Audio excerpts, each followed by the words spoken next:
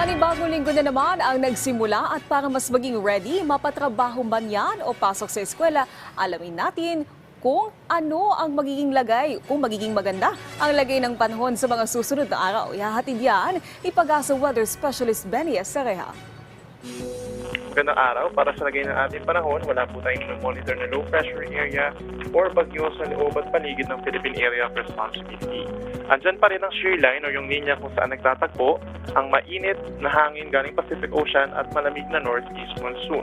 Mataas ang tsansa ng ulan ngayong araw sa Sorsogon, Masbate, and Northern Samar.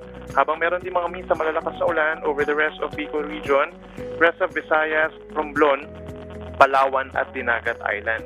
Bukas naman, may epekto pa rin ng shear line over Bicol, Romblon, Palawan, Aklan, Capiz, Northern Samar, Eastern Samar, and Zamboanga Peninsula.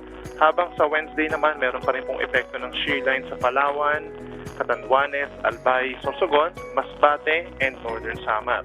Yung ilang bahagi pa po ng Luzon sa mga susunod na araw ay may epekto naman ng northeast monsoon or amihan. Merong may hinang ulan dito sa silangang parte ng Luzon, particularly Cagayan Valley, Apayao, Aurora, and Quezon, habang may mga pulupulong may hinang ulan over the rest of Luzon kabilang ang Metro Manila. Habang sa natitirang bahagi pa ng Visayas and Mindanao for the next 3 days, asahan lamang ang localized thunderstorms.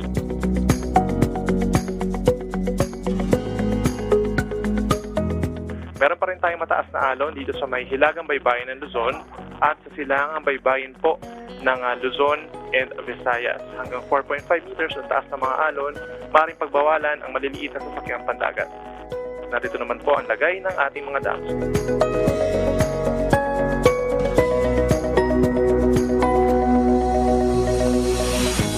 Ako muli si Benny Estareja, magandang araw po.